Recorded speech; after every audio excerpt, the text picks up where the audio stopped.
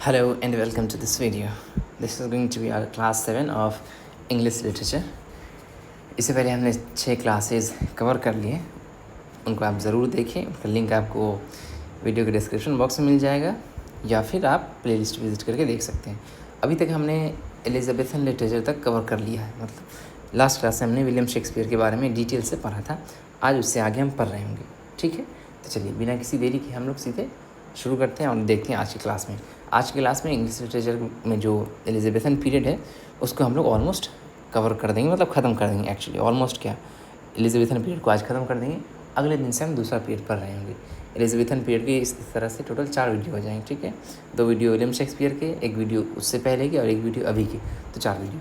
सारी वीडियो का लिंक आपको वहाँ प्लेलिस्ट में मिल जाएगा। आप उन वीडियो को ज़रूर देखें, फ्रेंड्स के साथ शेयर करें। ये वीडियो काफ़ी हेल्पफुल है किसी भी एग्ज़ाम के लिए जहाँ पर इंग्लिश लिटरेचर पूछा जाता है, ठीक है। And in upcoming days, I'm also planning to do some new things like doing previous year questions of different exams. And it is also reported that they are going to release the notification of S-State, and it is likely that the S-State examination might be conducted in the month of June or July. So we'll be also covering that exam. So if you're interested in preparing for TRE4 for English, if you're interested in preparing for S-State for English paper 1, both paper 1 and paper 2, then we're going to help you a lot. I mean, this channel is going to be actually your real companion and will be providing you with quality contents, quality PDFs and all that. So stay connected to the channel. Make sure that you have subscribed to our channel and also turned on the notification so you can receive all the updates on time. So let's start now without any delay.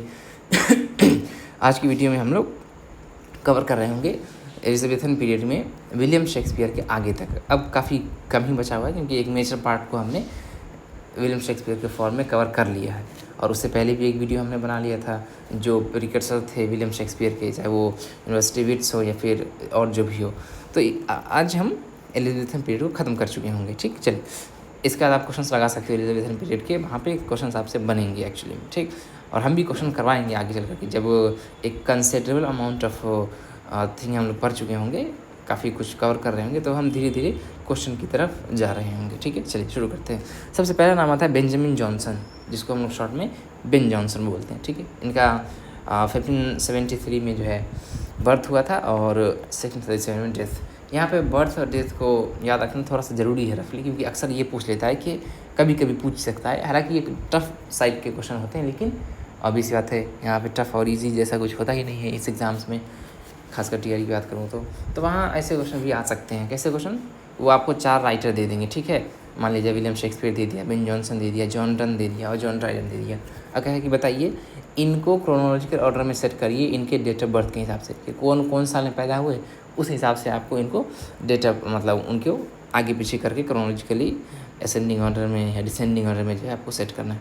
तो ये हालांकि tough question होते हैं, chronological type के question जो है maximum UGC net जैसे exams में पूछे जाते हैं, लेकिन यहाँ भी पूछा जा सकता है, ठीक। चलिए, तो इसीलिए इनका डेट ऑफ बर्थ याद रखना ज़रूरी है। 1573 अपडेट नहीं तो कम से कम साल याद रखें, ठीक। वेस्टमिंस्टर में पैदा हुए थे, वही वेस्टमिंस्टर जहाँ पर पोइट्स कॉर्नर है, ठीक है, एक जगह जहाँ पर फेमस लोगों को, फेमस लिटरेरी फिगर को दफनाया जाता है, बेरी किया जाता है, ठीक है। Sometimes refer as England's first poet laureate. देखिए कभी कभी मतलब कई बार जो है इनको कहा गया है कि ये इंग्लैंड के फर्स्ट पोइट लॉरिएट है, ठीक है। हालांकि इसमें काफ़ी मतलब एक कंसेंसस नहीं है कि हाँ सब लोग मानते हैं, लेकिन कई बार इनको रेफ़र किया जाता है। तो भी आपको याद रखना है कि इनको जो है कभी कभी इंग्लैंड के फर्स्ट पोइट लॉरिएट के फॉर्म में हम लोग देखते हैं। पोइट लॉरिएट मतलब जो कोर्ट पोइट होता है, जैसे अगर आप पढ़ोगे अकबर के टाइम में तो वहाँ पर तानसेन आपको मिलेगा, या इसी तरह अलग अलग जो किंग हुआ करते थे उनके कोर्ट में एक उनका खुद का एक कोर्ट पोइट हुआ करता था, जिसे हिंदी में राजकवि कहते हैं। तो उसी तरह कहा जाता है कि जो हमारे बेन जॉनसन है, यहाँ पे आप फोटो देख सकते हैं, ये जो है इंग्लैंड के फर्स्ट पोइट लॉरिएट थे, ठीक है। चलिए, he has acted in Spanish tragedy of Thomas kid. Thomas kid का स्पेनिश ट्रेजेडी, ठीक है, थॉमस किड का स्पेनिश ट्रेजेडी है, उसमें कहा गया है कि ये एक्ट किए हुए हैं, मतलब एज एन एक्टर, ठीक। ये याद रखने वाली बात है और ये इंपॉर्टेंट पॉइंट है एक्चुअली। देखिए ऐसे ऐसे क्वेश्चन होते हैं, डायरेक्ट जो है वर्क से क्वेश्चन पूछना काफ़ी आसान होता है। जैसे अगर आपको सीधे पूछ दिया कि बताइए रोमियो एंड जूलियट किसने लिखा है, तो विलियम शेक्सपियर ने। ऐसे क्वेश्चन काफ़ी आसान होते हैं, तो वो क्वेश्चन ऐसे नहीं पूछते हैं, थोड़ा घुमा करके पूछते हैं। और अगर वर्क के बारे में पूछते भी हैं तो थोड़े से रेयर वाले वर्क पूछते हैं, या ऐसे ऑथर का वर्क पूछ लेते हैं जो लाइमलाइट में नहीं होते हैं, ठीक, क्योंकि वो काफ़ी ईजी वाले क्वेश्चन होते हैं। तो यहाँ ईजी क्वेश्चन नहीं पूछा जाता है।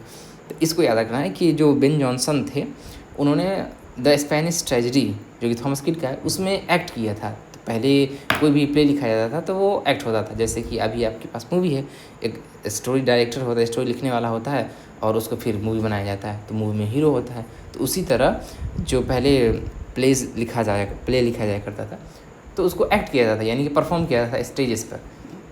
तो उसी में ऑब्वियस बात है कि लोग ही परफॉर्म करेंगे, उनको एक्टर्स कहा जाता था। तो उसी में से जो द स्पेनिश ट्रेजेडी है जो थॉमस किड ने लिखा है, उसमें बेन जॉनसन ने जो है एक्ट किया। द स्पेनिश ट्रेजेडी का दूसरा नाम है हिरोनिमो इज मैड अगेन, ठीक है, और इसकी सेटिंग को स्पेन और पोर्टुगल रखा गया है, ठीक है। ये हमने पिछले क्लास में कवर कर रखा है, ठीक है। चलिए, he was impression for writing the oil of dogs and also for eastward ho which give offence to the king James. देखिए, अक्सर क्या हुआ करता है कि जो लोग राइटर हुआ करते थे और उनके टाइम में कुछ अजीब होता है, तो वो लोग अपनी राइटिंग में उसको डिपिक्ट करने का कोशिश करते हैं, ठीक है। जैसे आप देखोगे तो बाल गंगाधर तिलक ने, जो ब्रिटिश लोग थे, इंग्लैंड के लोग थे उस टाइम में, उनके खिलाफ वो अपने केसरी में, मराठा में टाइटल ये लिखा करते थे। तो ये एक तरीका है हमेशा कि अगर सोसाइटी में कुछ गलत हो रहा है तो जो लोग लिखने वाले होते हैं, ठीक, वो लोग अपने बुक में, अपने पेपर में, अपने आर्टिकल्स में वो लिखा करते हैं। उनका एक तरह से it is actually a form of opposition, a protest. The same thing was done by Ben Johnson in his writings, The Isle of Dogs and Eastward Ho. The Isle of Dogs was written in collaboration with Thomas Nash. तो Ben Jonson ने भी जो है यही काम किया था कि किंग जेम्स के कुछ ऐसी चीज़ें लिखी। द आइल ऑफ डॉग्स, ये दो वर्क है, याद रखिएगा, the oil of dogs and Eastward Ho, ठीक, ये दो वर्क है, जिसकी वजह से इनको इम्प्रिजनमेंट हो गया था, ठीक। और ये इम्प्रिजनमेंट क्यों हुआ था? क्योंकि इन्होंने इन राइटिंग की वजह से किंग जेम्स को जो है ऑफेंस, मतलब कि बुरा लगा था, ठीक। ये वही किंग जेम्स है जिनके टाइम में 1611 में बाइबल जो है ऑथोराइज वर्जन ऑफ बाइबल आया था, जो कि बाइबल अभी भी चल रहा है।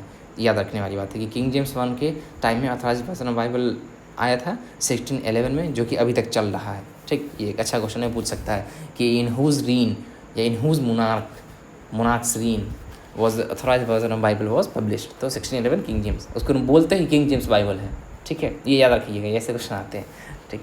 ये हो गया ईस्टवर्ड हो और द आइल ऑफ डॉग। इसी से रिलेटेड, मतलब इसी तरह नाम से एक रिलेटेड वर्क है वेस्टवर्ड हो। ये ईस्टवर्ड हो है ना, यहाँ पे आप देख सकते हैं ये ईस्टवर्ड हो, तो इसी से रिलेटेड एक वर्क है, रिलेटेड नहीं मतलब इसका नाम से मिलता जुलता है, वेस्टवर्ड हो, WESTWARD, वेस्टवर्ड हो।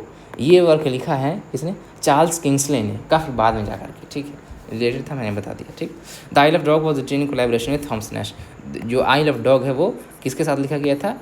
थॉमस नैश के साथ कोलैबोरेशन में लिखा गया था, ठीक। चलिए, O rare Ben Jonson is his epitaph. ये याद रखने वाली बात है, ये अच्छा है कि ओ रेयर बेन जॉनसन, ये बेन जॉनसन का एपिटैफ, यानी कि जब लोग मरते हैं तो उनके ग्रेव के पास एक टूमस्टोन होता है, उस पर कुछ लिखा जाता है, उसी को एपिटैफ बोलते हैं, ठीक है।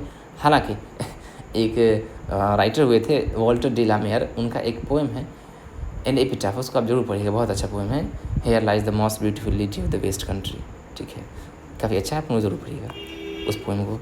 तो ओ रेयर बेन जॉनसन जो है वो बेन जॉनसन का एपिटैफ है, ठीक है। चलिए, Matthew Arnold wrote an ode to Ben Jonson. Matthew Arnold ने एक बेन जॉनसन के लिए ओड लिखा है जिसका नाम है an ode to Ben Jonson, याद रखने वाली बात है, ठीक है। He is known for court masque and also introduced anti masque. ये बहुत इंपॉर्टेंट लाइन है, बहुत इंपॉर्टेंट लाइन है, आप इसको ज़रूर से याद रखें, ठीक है, कि बेन जॉनसन को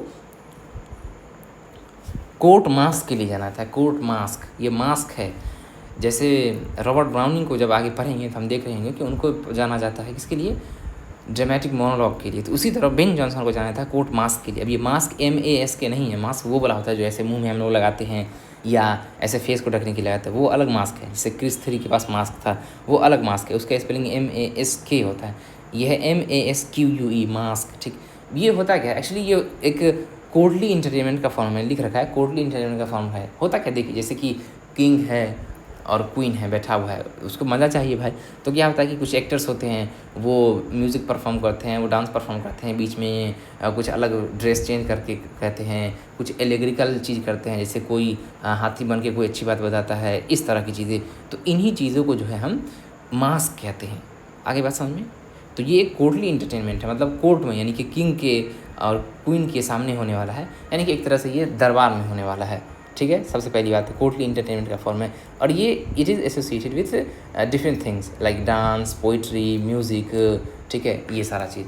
तो इतना आपको याद रखना है कि मास्क के लिए जाना जाता है किसको, बेन जॉनसन को, और मास्क क्या होता है मैंने बता दिया। ठीक है, आगे देखेंगे कि इनके कौन कौन से अच्छे वाले मतलब फेमस वाले मास्क हैं जिनको आपको याद रखना चाहिए, क्योंकि पिछले बार आपने देखा था कि मतलब TRE के क्वेश्चन की बात कर रहा हूँ 6 to 8 में, कि उन्होंने रॉबर्ट ब्राउनिंग के 2 dramatic monologue Andrea del Sarto और फ्रा लिप्पो का नाम पूछ लिया था, मतलब 2 वर्क दे दिया था कि एंड्रिया डेल सार्टो एंड फ्रा लिप्पो ये किसका वर्क है, तो रॉबर्ट ब्राउनिंग का है। ठीक है, तो इसी तरह मास्क के लिए जाना जाता है बेन जॉनसन को, तो यहाँ से भी क्वेश्चन बन सकता है। 2-3 आपको मास्क दे देगा, अब पूछ लेगा कि बताइए भाई इसको किसने लिखा है, तो बेन जॉनसन ने लिखा है। ठीक है, आगे चल करके हम लोग TRE के प्रीवियस ईयर क्वेश्चन को भी कर रहे होंगे when we have actually considered some considerable part of literature. ठीक, चलिए अब हम बेन जॉनसन के कुछ इंपॉर्टेंट वाले वर्क को देख लेते हैं। ठीक, सबसे पहला वर्क है टिम्बर और discoveries made upon main and matter. Important work है, ये आपको जल्दी मिलेगा नहीं, इवन बुक्स में कई बार इसको मेंशन नहीं किया जाता है, लेकिन क्वेश्चन यहाँ से बनते हैं। ठीक है, ये प्रोज वर्क है, कलेक्शन ऑफ शॉर्ट एसेज, यानी छोटे एसे बहुत सारे लिखे गए हैं, उन्हीं का ये कलेक्शन है। टिम्बर, सीधे नाम है टिम्बर, या फिर इसका पूरा नाम है discoveries made upon man and matter. तो यहाँ पे टिम्बर से नहीं पूछता, मतलब वो नाम से छोटा नाम है, पूरा नाम देता है। वो बोलते हैं बताइए who has written the work discoveries made upon man and matter, discoveries made upon man and matter. तो ये प्रोज वर्क है बेन जॉनसन का। ठीक है, news from the world discover in the moon, masque है ये। ठीक है, ये एक मास्क है, याद रखना है इसको। News from the world discovered in the moon. ठीक है, ये एक मास्क है बेन जॉनसन का। Shakespeare acted one of the parts of every man in his humour. ठीक, बेन जॉनसन को जो है ह्यूमर की थ्योरी देने के लिए जाना जाता है। ठीक है, जब हम लिटरेचर एंड डिवाइसेस पढ़ रहे होंगे तो वहाँ पर हम थ्योरी ऑफ ह्यूमर पढ़ेंगे कि ये होता क्या है। ठीक, वहाँ पे हम डिटेल से देखेंगे। तो बेन जॉनसन ने थ्योरी ऑफ ह्यूमर दिया था। एक्चुअली 4 तरह के ह्यूमर के बारे में इन्होंने कहा था, तो उसी में से, और ये 2 वर्क इस टाइप का है, एक है every man in his humour और एक है every man out of his humour. याद रखिएगा, every man in his humour, every man out of his humour. ठीक, तो शेक्सपियर जो है every man in his Humour के एक पार्ट में ये एक्ट किए हुए थे। ठीक है, ये इंपॉर्टेंट वर्क है और इम्पोर्टेंट पॉइंट है, क्योंकि भाई विलियम शेक्सपियर ने काम किया है इसमें, इसीलिए ये इंपॉर्टेंट बन जाता है। याद रखना है इसको, every man in his humour में शेक्सपियर ने एक्ट किया था, और बेन जॉनसन ने किसमें, थॉमस किड के स्पेनिश ट्रेजेडी में एक्ट किया था। ठीक बात है। चलिए, फूड पिलग्रिमेज या फूट वॉयज का दूसरा वर्क है, जो जिसमें इनके एक वॉक के बारे में बताया गया। एक्चुअली ये वॉक किए थे लंदन से एडिनबर्ग या कभी कभी स्कॉटलैंड तक आपको मिलता है, तो उसी वॉक यानी पैदल चलने के बारे में लिखा है इन्होंने अपने वर्क में, फूड पिलग्रिमेज या food voyage. The sad shepherd और a tale of Robin Hood, ये एक सॉन्ग है। Every man out of his humour, जो ऊपर का वर्क था वैसे ही है, every man in his humour और every man out of his humour. ठीक, हाँ, जो इन्होंने 4 ह्यूमर दिया था उसका नाम था ब्लड, फ्लेम, सेंजुन एंड मेलैंकोली। ठीक है, पढ़ेंगे उसको डिटेल से, याद आ गया मुझे। ठीक है, every man in his humour का कैरेक्टर देख लेते हैं, इंपॉर्टेंट है, कभी पूछ सकता है कैरेक्टर, ये लोग पूछने के पीछे भागे रहते हैं। Knowell, Brainworm, Master Stephen, Wellbred and Downright. ठीक, ये Every man in his Humour के कैरेक्टर हैं। Knowell, Brainworm, Master Stephen, Wellbred and Downright. ठीक, अब इनका कुछ एक अलग अलग वर्क है, जैसे इन्होंने सटायर लिखा है, कॉमेडी लिखा है, ट्रेजेडी लिखा है, तो उसको देख लेते हैं। सिंथियाज रेवल, ये एक सटायर है, जो ही किसको सटायर करता है, ह्यूमर ऑफ कोर्ट को, यानी कोर्ट में जो ह्यूमर होता है उस पर ये सटायर लिखा गया है। ठीक, सिंथियाज रेवल्स। ठीक है, the poetaster quarrels with his contemporaries. देखिए अक्सर ऐसा हुआ करता है कि जो अपने मतलब कोई ऐसा ऑथर है तो अपने टाइम में जो उसके अलग अलग, ऑब्वियस बात है कि वो अकेला ऑथर नहीं होगा, अपने टाइम में अलग भी होते हैं, तो उनसे या तो उनकी बनती नहीं है या वो उसके वर्क को अप्रिशिएट नहीं कर पाते हैं, तो इस वजह से वो गुस्सा हो जाते हैं। तो फिर वो क्या करते हैं, अब उनको जा करके उनसे लड़ाई तो कर नहीं सकते हैं या उनके साथ मारपीट तो कर नहीं सकते, झगड़े नहीं सकते, वो करते क्या है कि उनको अटैक करते हैं अपने वर्क से। तो उसी तरह का एक वर्क है द पोइट एस्टर, जिसमें क्वारल विथ हिज कॉन्टेम्परेरीज, अपने कंटेम्प्रेरी के साथ झगड़े को जो ये बताते हैं, झगड़े का मतलब ये नहीं कि वो जाकर के मारपीट कर लिए थे, डिफरेंसेज, अपने डिफरेंसेज। इसी तरह आपको आगे चल करके मिलेगा अलेक्जेंडर पोप। अलेक्जेंडर पोप बंदा था जिसके वर्क को कोई अप्रिशिएट ही नहीं कर पा रहा था, ठीक है, उसके वर्क को कोई अप्रिशिएट ही नहीं कर पा रहा था, तो वो भी इसी तरह गुस्सा हो गया था और अलेक्जेंडर पोप ने एक वर्क लिखा था द डंसियार्ड, ठीक, वो भी कंटेम्प्रेरीज पर ही बेस्ड था, कंटेम्प्रेरीज का क्रिटिसिज्म था। तो उसी तरह का आपको वर्क मिल रहा है पोएट एस्टर, जो कि कंटेम्प्रेरीज पर लिखा गया है। किसने लिखा है? बेन जॉनसन ने, ठीक है, याद रहेगा आपको। अच्छा, इसी से एक इसी तरह से नाम मिलता जुलता एक है फिलास्टर। ये पोएट एस्टर है, ये फिलास्टर है। तो फिलास्टर वर्क लिखा है फ्रांसिस बेयमोंट एंड जॉन फ्लेचर ने, ठीक, ये फिलास्टर है और वो द पोएट एस्टर है, ठीक है, याद रखना है इसको। ये थोड़ा सा मिलता जुलता नाम था, इसीलिए मैंने दोनों को मेंशन कर दिया, ठीक है। ये फिलास्टर लिखा है बेयमोंट एंड फ्लेचर ने, ठीक है, याद रखना। ये सब इम्पोर्टेंट वर्क है, यहाँ से क्वेश्चन पूछ सकता है वर्क वाला, क्योंकि ये थोड़े से अलग वर्क है, ये लाइन लाइट वाले वर्क नहीं कि आपको आसानी से याद हो जाएगा, ठीक है। तो यहाँ से क्वेश्चन पूछ सकता है कि the poetaster is written by Ben Jonson, या in which work of Ben Jonson he has described his differences with his contemporaries, तो द पोएट एस्टर, ठीक है। इन्होंने 3 कॉमेडीज़ लिखा है, वॉक्स वॉलपोन और द फॉक्स, द अल्केमिस्ट और इबिसिन और द साइलेंट वुमेन, ठीक है। सीधे आपको नाम याद रखना है। इसमें से जो है ये वाला कभी कभी पूछ लेता है और ये वाला कभी कभी पूछ लेता है, ठीक है, याद रखिएगा आप इन तीनों को, वॉलपोन और द फॉक्स, द अल्केमिस्ट, ठीक है। अच्छा, अल्केमिस्ट सेम नाम से एक वर्क लिखा हुआ है पोलो कोयलो का, ठीक है। ये वर्क एक्चुअली मैंने पढ़ा है, इसीलिए मैं मेंशन कर दिया हूँ ये, और ये कंटेम्प्रेरी वर्क है, यानी कि 21st सेंचुरी में लिखा हुआ है, ठीक है। पोलो कोयलो ने ये वर्क को लिखा है, द अल्केमिस्ट। एक्चुअली ये एक स्टोरी है एक बच्चे की जिसका नाम है सेंटियागो, जो कि अपने ड्रीम को पाना चाहता है, ठीक, काफ़ी इंटरेस्टिंग स्टोरी है, आप इसको ज़रूर पढ़ें। पहला नॉवल जो मैंने पढ़ा था वो द अल्केमिस्ट ही था, बैक इन 2019, और पोलो कोयलो ने लिखा था वो वर्क, ठीक है, अच्छा वर्क है, आप ज़रूर पढ़िएगा इसको, ठीक। तो द अल्केमिस्ट बेन जॉनसन का ही वर्क है, इपिसिन, मतलब ये तीनों कॉमेडीज़ है, वॉलपोन और द फॉक्स, द अल्केमिस्ट, इपिसिन और द साइलेंट वुमेन, ठीक। और द अल्केमिस्ट नाम का एक नॉवल लिखा है किसने? पोलो कोयलो ने, ये 21st सेंचुरी में लिखा है, ये रिलेटिवली मॉडर्न है, ठीक है ना। चल आगे चलते हैं, सिंथियाज रेवल्स के कैरेक्टर को देख लेते हैं। Echo, Mercury, Cupid, Crites, Arete, amorphous, एसोटस, ठीक है। सिंथियाज रेवल्स, तो कैरेक्टर मेंशन करना इसलिए ज़रूरी है क्योंकि अभी उन्होंने कहा कि हम एस्टेट लेने का प्लान कर रहे हैं, एस्टेट हम लेंगे। जब एस्टेट लेंगे तो मैक्सिमम लोग ने ग्रेजुएशन, मैक्सिमम लोग जिन्होंने बीएड किया उन्होंने ग्रेजुएशन किया ही होगा, तो 100% लोग तो 9th-10th के लिए एलिजिबल हो ही जाएंगे। लेकिन जिन लोगों ने पीजी भी कर रखा है वो तो 11th-12th के लिए एलिजिबल होंगे, ठीक, वो देने का एस्टेट देने के बाद। 11th-12th के पिछले बार की अगर मैं बात करूँ तो 9th-10th का क्वेश्चन काफ़ी डिफिकल्ट था, इवन 11th-12th से भी डिफिकल्ट था, तो वहाँ से बहुत डीप क्वेश्चन पूछ रहे हैं।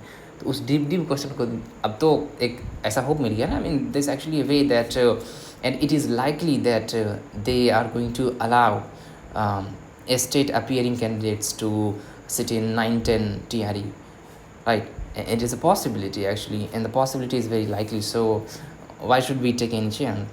And that's why it is actually better, it is recommended that we also prepare for the 9 to 10th for TRE4. And as a matter of fact, the question levels of 9 to 10 are actually way better, or I have to say more, I mean tougher in comparison to 11-12, and obviously in comparison to 6-8. And it is actually brave thing, it is actually a brave call to keep preparing and prepare beforehand with the same difficulty.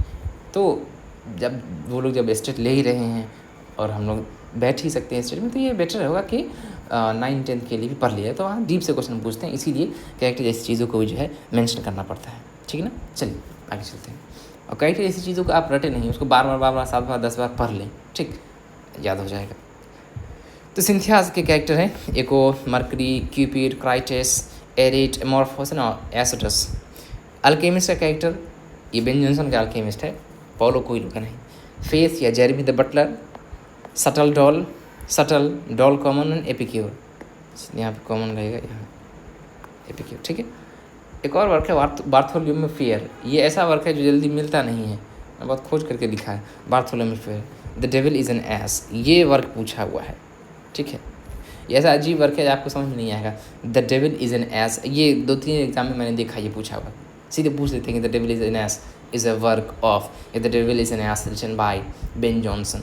ठीक है, इसको आप जरूर याद रखिएगा, the devil is an ass, ये Ben Jonson का work है, क्योंकि ये थोड़ा अजीब सा वर्क है इसीलिए लोग नहीं याद रखते हैं। उन्होंने 2 कॉमेडी लिखा था, सेजानस एंड कैटिलीन, सेजानस एंड कैटिलीन, 1603 में और 16 में। अच्छा, अभी मैं पीछे अभी थोड़ी देर पहले बता रहा था कि क्रोनोलॉजिकल ऑर्डर वाले क्वेश्चन भी पूछ लेते हैं। अभी तक टीआरई में क्रोनोलॉजिकल वाले क्वेश्चंस नहीं पूछे हैं, चाहे वो वर्क का क्रोनोलॉजी हो या ऑथर का क्रोनोलॉजी हो, तो ये एक अच्छी बात है, क्योंकि क्रोनोलॉजिकल ऑर्डर वाले क्वेश्चन काफ़ी डिस्ट्रक्टिव होते हैं, वो मतलब दिक्कत होता है। ठीक है, तो इसलिए अभी तक इन लोगों ने नहीं पूछा है, and I hope they continue doing the same, कि वो लोग ना पूछें, क्योंकि फिर डिफ़िकल्ट हो जाता है काफ़ी ज़्यादा।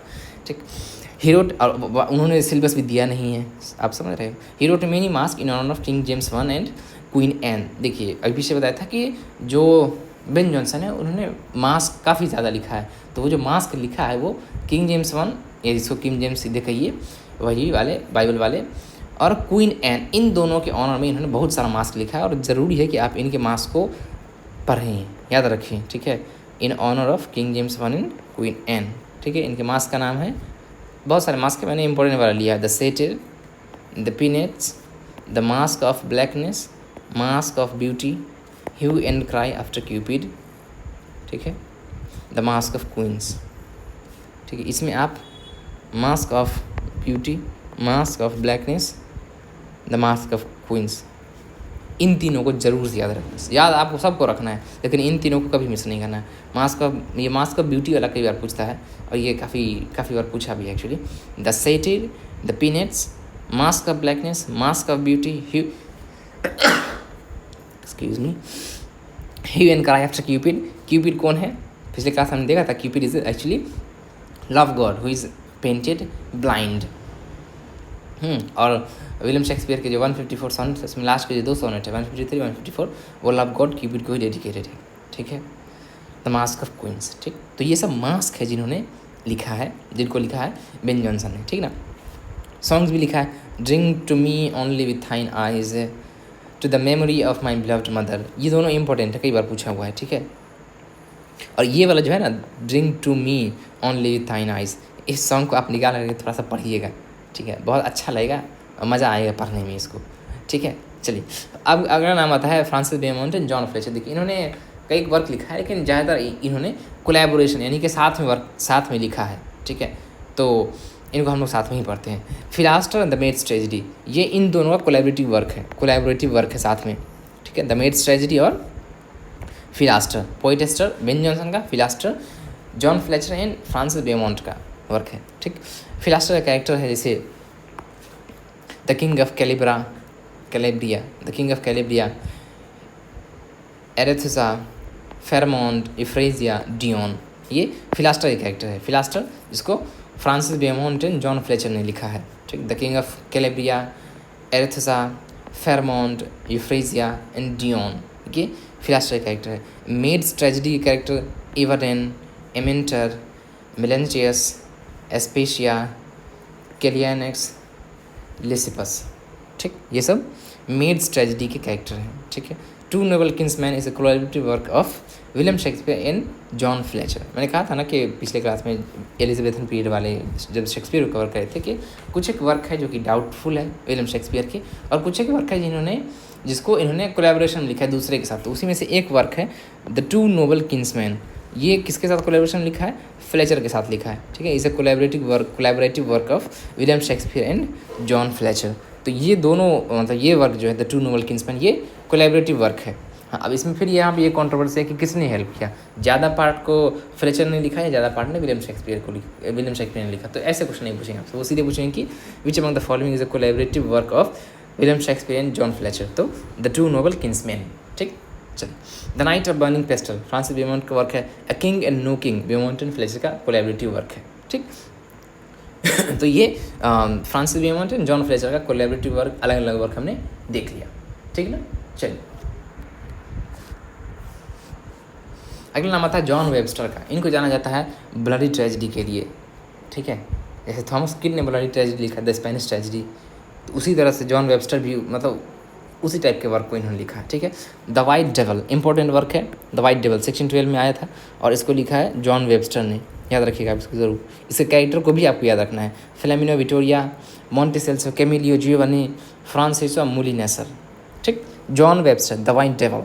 और अगला वर्क है जो काफ़ी इंपॉर्टेंट है, the duchess of Malfi 1623, the duchess of Malfi. It's much like the Spanish tragedy.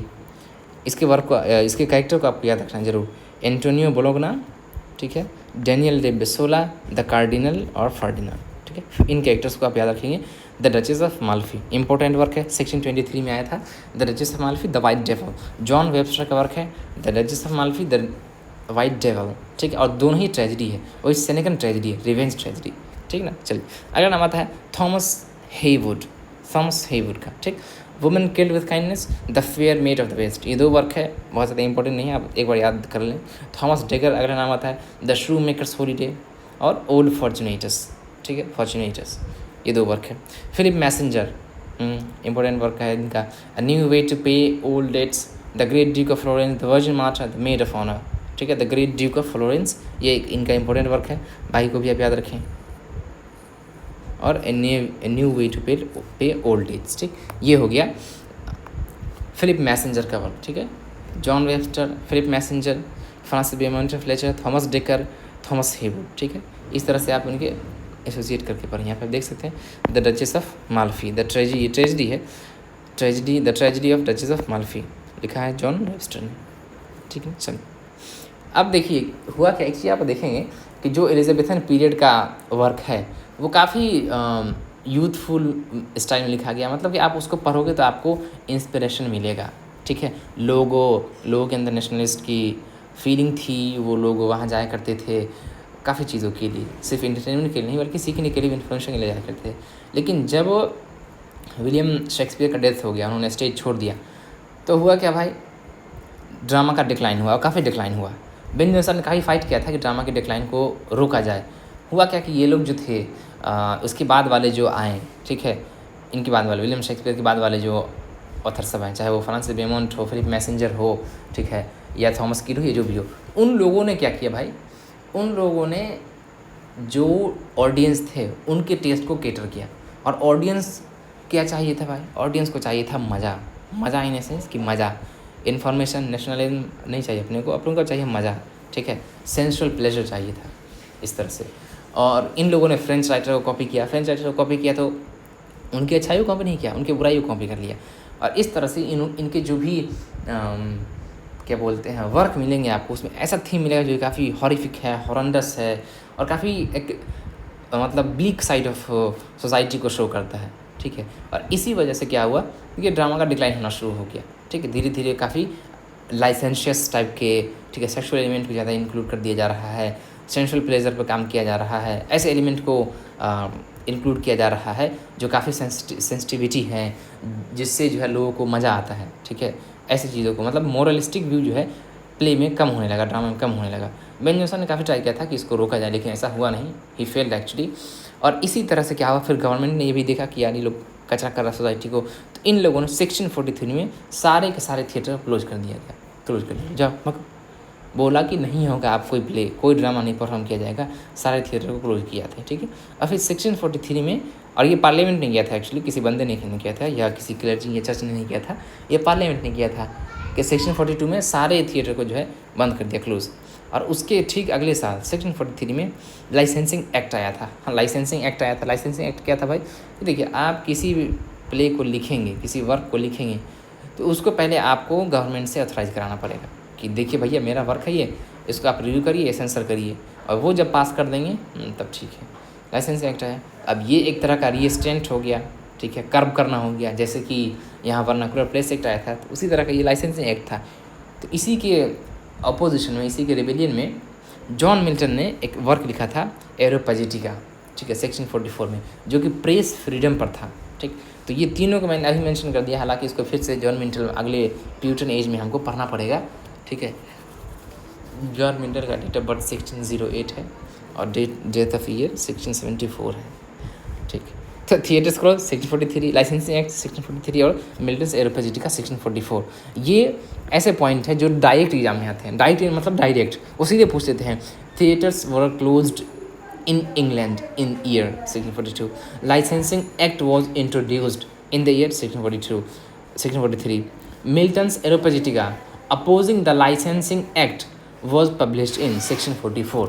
इसीलिए मैंने लिख दिया है इसका, मिल्टन ने इसका नाम एरोपेजिटिका क्यों रखा वो मिल्टन वाले टाइम में पढ़ेंगे।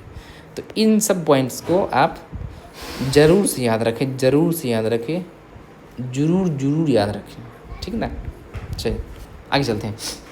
अगला नाम आता है माय फेवरेट बंदा फ्रांसिस बेकन, या यूँ कहो सर फ्रांसिस बेकन, सर लगाना ज़रूरी है, सर फ्रांसिस बाबू बेकन, ठीक है।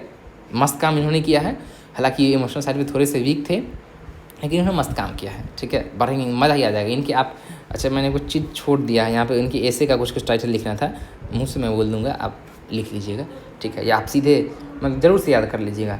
इनके ऐसे का टाइटल पूछेगा, ठीक है, of studies, of great places, of revenge, of friendship, of marriage, of single life, ये सब, ऑन स्टडीज़, धंसू मतलब अच्छे टाइप के ऐसे लिखा, आप उनको पढ़े भी नॉलेज के लिए, ठीक है।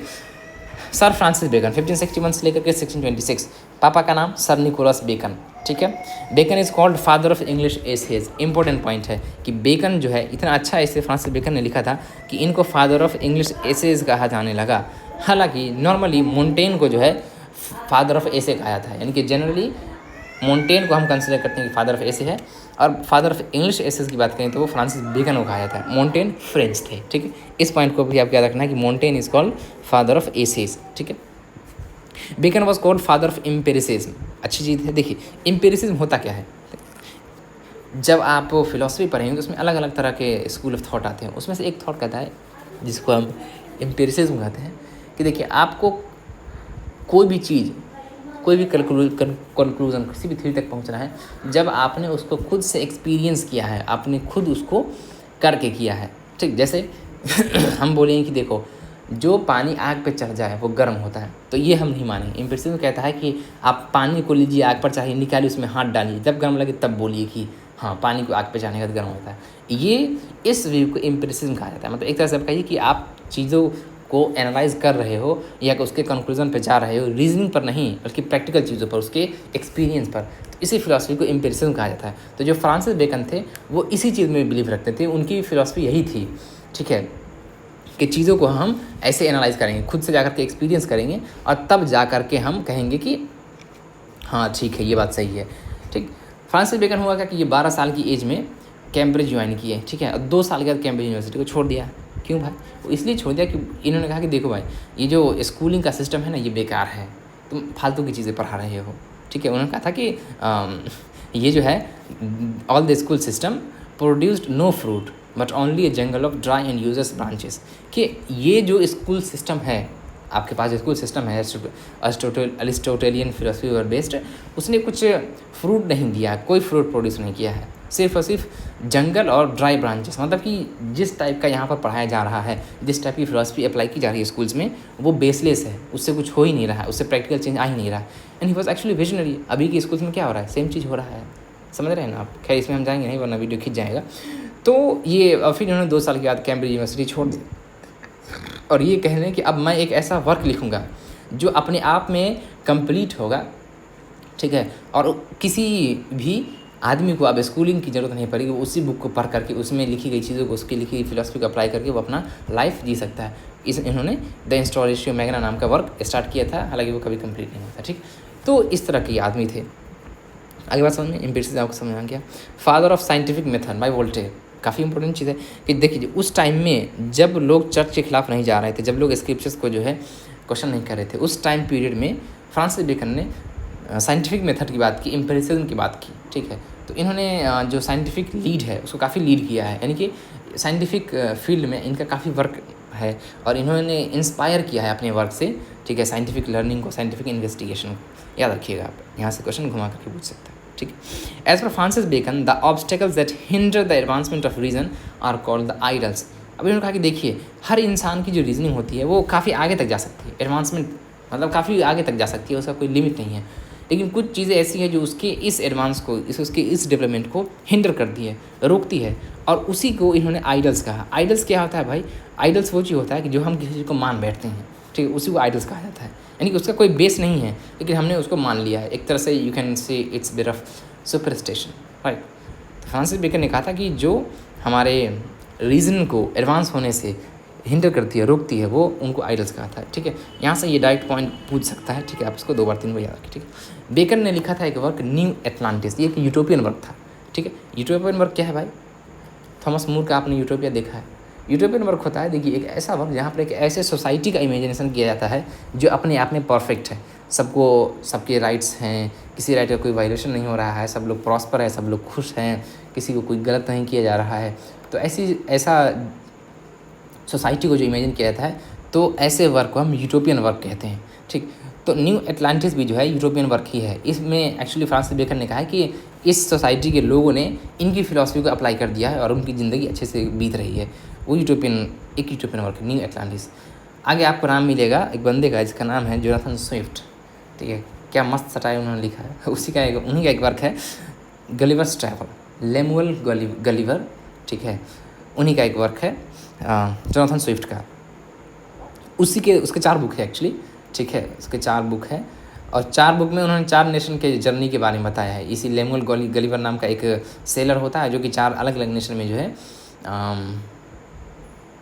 ट्रैवल करता है। पहले नेशन का नाम होता है लिलीपुट, दूसरे का नाम होता है बॉब्डिंग नैंगियन, तीसरे का नाम होता है लापुटा, और चौथे का नाम होता है होई ह्यून्स। पढ़ेंगे जब हम डिटेल से, मज़ा आ जाएगा जोनाथन स्विफ्ट के टाइम में। तो उसी के 3rd बुक में जो है इसने पैरोडी किया है न्यू एटलांटिस का, ठीक है, यानी कि मॉक किया है एक तरह से, याद रखना है इसको आपको, ठीक है। तो न्यू एटलांटिस वर्क है फ्रांसिस भाई बेकन का, और ये 1626 में पब्लिश हुआ था, और इसको पैरोडी किया है किसने? गलिवर ट्रैवल के 3rd पार्ट में जोनाथन स्विफ्ट ने। और न्यू एटलांटिस एक यूटोपियन वर्क है, ठीक है। यहाँ से क्वेश्चन इस तरह से बन सकता है कि which among the following is utopian work of Francis Bacon? तो न्यू एटलांटिस, ठीक है ना। बेकन को स्पेशली जाना जाता है एसेज के लिए, एसे ज़बरदस्त वाला लिखा है एसे, ठीक है। Bacon is known for his aphoristic essays.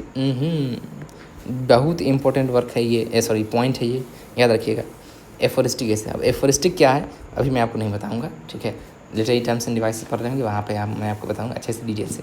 Aphorism से आया है ये एफोरिस्टिक, ठीक है। चलिए, क्योंकि अभी फिर काफ़ी ज़्यादा 2-3 मिनट एक्स्ट्रा और लग जाएगा, ठीक है, फिर आप थक जाएंगे। On the greatest birth of time, एक tract written by Bacon. Tract मतलब क्या होता है, ये इंपॉर्टेंट है, आप इसको याद रखिएगा, ठीक है। ट्रैक्ट होता है कि जैसे मैं कोई चीज़ आपको बताना चाहूँगा तो ऐसे डायरेक्ट नहीं बताऊँगा, उसको लिख करके बताऊँगा, यानी कहीं पब्लिश करा करके मैं अपना आर्गूमेंट दूंगा, ठीक। तो वही ट्रैक्ट है।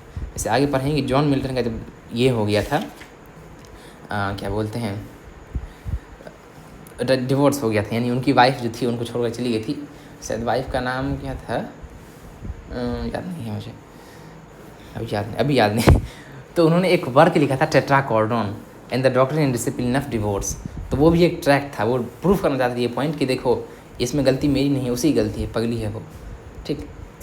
तो उसी को ट्रैक्ट कहते हैं। मतलब ट्रैक्ट एक रिटन वर्क होता है जिसमें आप अपना आर्गूमेंट देते हो, ठीक है, उसी को ट्रैक्ट कहते हैं, ठीक। चलिए, फ्रांसिस बेकन के अब मेजर वर्क को देख लेते हैं। सबसे पहला इनका मेजर वर्क है जो कि बहुत इंपॉर्टेंट है, एडवांसमेंट ऑफ लर्निंग 1605, ठीक है, the proficient and advancement of learning 1605 में आया था वर्क। फुल टाइटल है the proficient and advancement of learning divine and human. इसको भी आप याद रखिएगा, फुल टाइटल का इनको जरूरत पड़ जाता, कभी कभी पूछ लिए थे।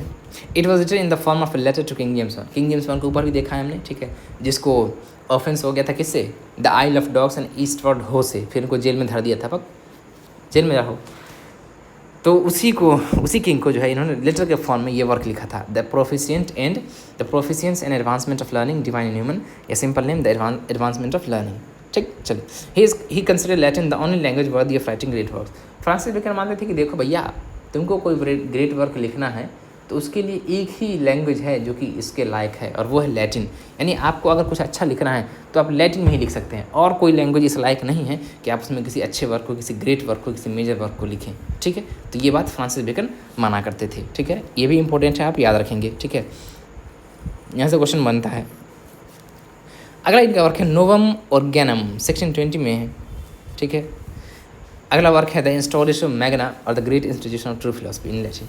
ये 6 पार्ट में डिवाइडेड था। ये जो वर्क है ये वाला, ठीक है, द इंस्टॉलेशन मैग्ना, वो 6 पार्ट में डिवाइड था। अभी मैंने कहा था कि इन्होंने जो है यूनिवर्सिटी छोड़ दिया होगा कि मैं एक ऐसा वर्क लिखूंगा जिसमें सारा चीज़ होगा, उसको पढ़ करके इंसान काम चला सकता है, यानी कि उसकी लाइफ सेट हो जाएगी उसी पर। तो यही वर्क है ये इंस्टॉलेशन मैग्ना और the great institution of philosophy. Latin में ही इन्होंने सारे मैक्सिमम के सारे वर्क को लिखा है, और इसीलिए आपको इनके सारे टाइटल, मतलब जो वर्क है इनके टाइटल का नाम लैटिन में ही मिलेगा, क्योंकि ये कंसिडर करते हैं कि भैया लैटिन ही एक ऐसा लैंग्वेज है जिसको में आप अच्छे वर्क को लिख सकते हो, ठीक। और इंस्टॉलेशन मैग्ना एक काफ़ी बड़ा वर्क था जिसके 6 पार्ट थे, डिवाइडेड इनटू 6 पार्ट, और ये जो नोवम ऑर्गेनम है वो इसी का एक पार्ट था, ठीक है। चलिए अदर पार्ट, यानी ये जो इंस्टॉलेशन मैग्ना है इसके 6 पार्ट थे, उसका अदर पार्ट जो है वो है फिलोसोफिया सेकंडा। नाम यहाँ सीधे नाम पूछा था, ठीक है। प्रोड्रोमी, स्काला इंटेलेक्चुअल्स, जिसका मतलब होता है ladder of the mind, historia naturalis et experimentalis, ठीक है। आप इनको जरूर से याद रखिए, यहाँ से सीधे नाम पूछ लेता है, ठीक है। Philosophia secunda Francis Bacon, prodromi Francis Bacon, scala intellectus Francis Bacon, जिसका मतलब होता है ladder of the mind, historia naturalis et experimentalis, सारे के सारे लैटिन वर्क है और सारे के सारे फ्रांसिस बेकन ने लिखा है। कुछ यहाँ पर फोटो देख लीजिएगा, मज़ा ही आ जाएगा। ये है of the proficient in advancement of learning, 1605 में आया था।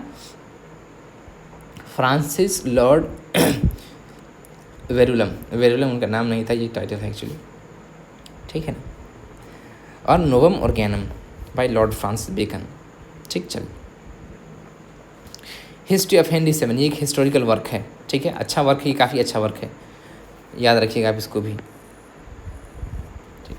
अगला वर्क है डी सेपेंशिया वेटरम लिवर, अच्छा वर्क है, याद रखिएगा। The wisdom of ancient apophthegms new and old, इसको भी याद रखिएगा, यहाँ से पूछा हुआ है, मतलब नाम पूछता है सीधे नाम, और ये भी याद रखिएगा आप, यहाँ से भी नाम पूछा है, ठीक है। सिल्वा सिल्वेरम स्क्रिप्टा एन नेचुरली एट यूनिवर्सली फिलोसोफिया, ये भी पूछा है, इन सब का भी याद रखिएगा, ठीक है।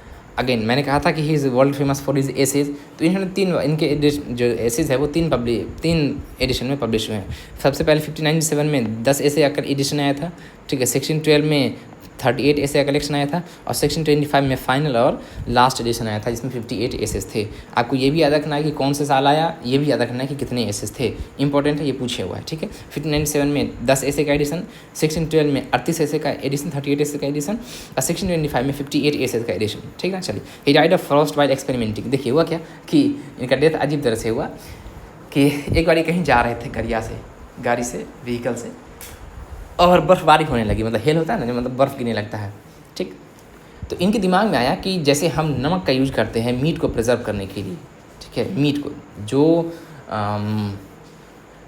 थोड़े ठंडे कंट्री होते हैं, जैसे रसिया ले लीजिए, या जो भी ठंडे कंट्री जहाँ पे टेम्परेचर काफ़ी कम होता है, सूरज निकलता नहीं है, टेम्परेचर ज़्यादा कम ही रहता है, तो वहाँ ऐसा इन्वायरमेंट या ऐसा माहौल नहीं है कि वो लोग सब्जी वब्जी खा सकते, वो लोग ज़्यादातर मीट खाते हैं, ठीक। तो मीट खाते हैं, और ऑब्वियस बात है कि मीट खाते हैं तो उसको ऐसा नहीं कि हमेशा आप नया खाइएगा, उसको रखना ही पड़ता है स्टोर करके, प्रिजर्व करके। तो उस टाइम ये लोग नमक का यूज़ किया करते थे, ठीक है। जब आप हिस्ट्री पढ़ोगे तो वो भी ये चीज़ आपको दिखेगा कि वो लोग प्रिजर्वेशन के लिए नमक का यूज़ किया करते थे। तो इनके दिमाग में आया, जब एक दिन जा रहे थे कहीं और बर्फबारी होने लगी, तो इनके दिमाग में आया कि हम तो बर्फ़ का भी यूज़ कर सकते हैं मीट को प्रिजर्व करने के लिए। अभी क्या करते हैं लोग, फ्रिज में डालते हैं, रेस्टोरेंट वगैरह में फ्रिज में डाल देते हैं वो लोग। देखिए उस टाइम में इनके दिमाग में आया था कि हम लोग तो बर्फ़ का भी यूज़ कर सकते हैं। तो ये गाड़ी को रोके और एक लैम्प को काटा, लैम्प मतलब भेड़ का बच्चा होता है, और कहा कि हम चलो इसके मीट को प्रिजर्व करते हैं। तो इस एक्सपेरिमेंट को करने में ना ये काफ़ी देर तक बाहर रह गए थे, जिससे इनको काफ़ी ज़बरदस्त टाइप का ठंडी लग गया था, और उसी ठंडी की वजह से ये मर गए थे, ठीक है। याद रखिएगा ये चीज़। और इसी पर जो है मैकॉले, लॉर्ड मैकॉले, आप पढ़ेंगे इंडियन हिस्ट्री तो उसमें भी आएगा, मैकॉले मिनट, इंडिया में इंग्लिश एजुकेशन के स्टार्ट करने का जो है क्रेडिट इन्हीं को दिया था, लॉर्ड मैकॉले को। मैकॉले मिनट आया था, कब आया था बताइएगा आप, 1863 में, 1853 में। तो मैकॉले ने लिखा था ये बात कि the great apostle of experimental philosophy, यानी कि जो एक्सपेरिमेंटल फिलॉसफी को काफ़ी ज़्यादा प्रमोट करने वाला था, वो destined to be its martyr, उसी का ये मार्टर हो गया, यानी कि उसी की वजह से शहीद हो गया, ठीक है। तो आप इसको याद रखिएगा, ठीक है।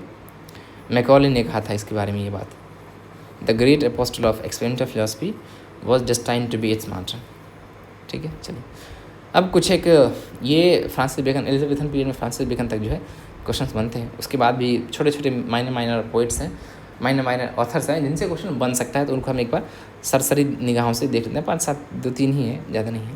पहला नाम है रिचर्ड हुकर, ये इंपॉर्टेंट है, इनके वर्क को पूछते हैं। The laws of ecclesiastical polity, ठीक है, एक ट्रीटी है 8 बुक में। Sir Walter Raleigh, discovery of Guiana या गायाना कहिए, और हिस्ट्री ऑफ द वर्ल्ड, ठीक है। सर वॉल्टर राले के बारे में एक पोएम में मैंने आपको डिस्क्राइब किया था, द साइलेंट लवर वाला में। जॉन फॉक्स और विलियम कैमडन, जॉन नॉक्स और विलियम कैमडन ये हिस्टोरियंस हैं, ठीक है।